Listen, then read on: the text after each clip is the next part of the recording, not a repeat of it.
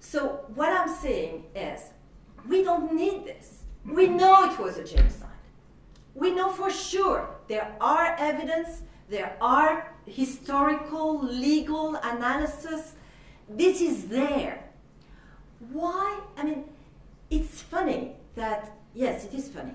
I'm sorry for the word, but it is in a way funny. If somebody has killed part of your family, you know, let's take a private criminal dispute. Do you want that person to say, yes, I killed?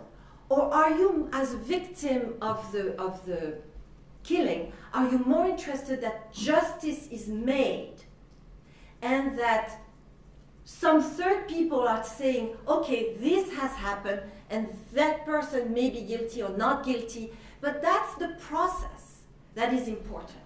It is not so much, you know, justice est passée. That's what we say in French. Justice is very important. The problem we have with the Armenians is that justice has never been made. And so until a process is indeed put into place, the deadlock will never, never be stopped. So what I'm saying is that let's go ahead with the disputes. Let's have those disputes presented to a neutral board, again, whatever the word, and this is where we can, you know, get over it. Whether we want that board to say whether it was a genocide, I said no earlier, I continue to say no, because we don't need it, because the consequences of what have happened, both on a personal level, on a property level, on a collective level, or on an individual level, does not need that the events of 1915 and over be qualified, be characterized as genocide. They have been characterized like crime against humanity.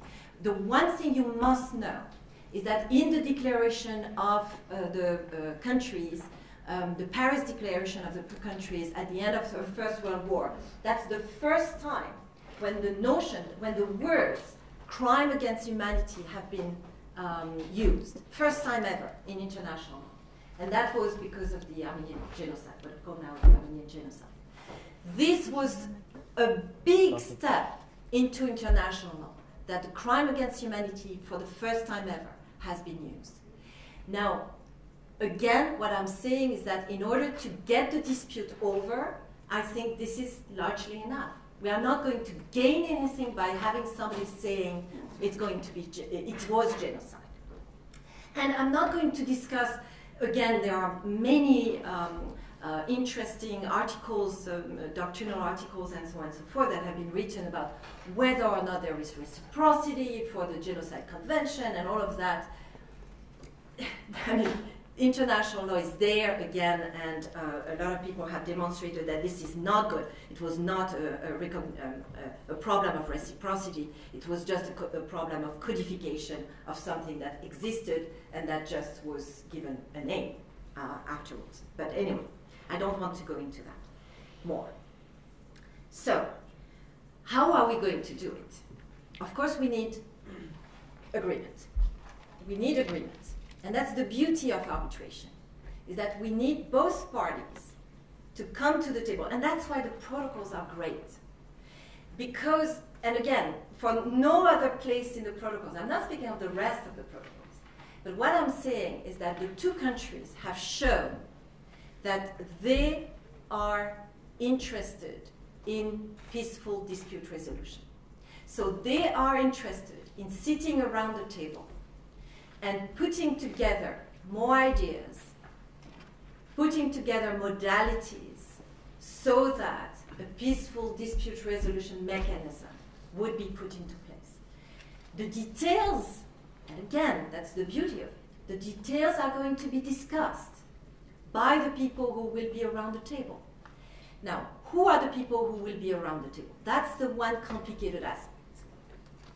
And that's why my idea of diasporas come in. Why am I speaking of diasporas? Just because there is no such things, and our Turkish friends know that very well. They have been playing on that also.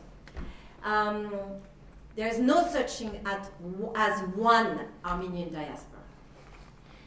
You have many different collectivities in the diaspora. You have many different groups that have different interests. But what international law has been... I think that's my phone here. I think it's probably Blackbird. Okay.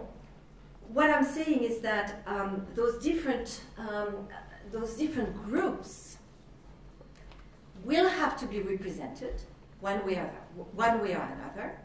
And what international law has been developing into is having mechanisms for what we call in my own field, you know, collective actions, group actions. In this country, you love class actions, you know, maybe it. But in Europe, we have developed other kind of collective actions and group actions. So we have a means. We already know the processes. So it's not very difficult to get groups of people, you know, getting together, having their same interest represented by, you know, one body, one person, whatever. Again, I'm not going to go into details, but we know, both in private law and in public law, both in domestic law, in many states around the world, and in international law, we have already had experience of those mechanisms. So it's there. It's there for us to borrow. It's there for us to adapt, because the mechanism that I'm thinking about is a very flexible mechanism. It can adapt to many different aspects or many different types of disputes. And therefore, we need to get, you know, people around the table who will be representing the different interests at stake. So there will be the state, there will be the people, again, my two levels. And we'll have to work on the processes, and we'll have to come with what we call in my field terms of reference. You know, we will have an acte de mission, terms of reference. We will detail what are the languages, you know, Armenian, Turkish language, French, English, Ottoman, Turk, whatever. What are the language? How the evidence are going to be brought. Well, we will decide how the process of evidence, how the notification is going to be. That will be decided. What will be the powers of the panel? How the panel is going to be composed? How many people? What do we want people from both states? I say probably not. We want, you know, people who are completely foreign to the Armenian Turkish community. But that's my take. I mean, I'm not there to say what it should be. My role here is just say, open our minds. Let's try to think about a different mechanism. And every single step of the dispute mechanism can be discussed and can be agreed as a preparatory work. And that's where I would like this to happen, you know, to start now, so that we are ready by the 100th anniversary to actually get on with the real thing. I'm speaking to my Armenian friends here. We may lose. Okay, but that's justice. That's justice. But as long as the judicial process would have been fair, as long as all the issues would have been aired, that both parties want them to be aired,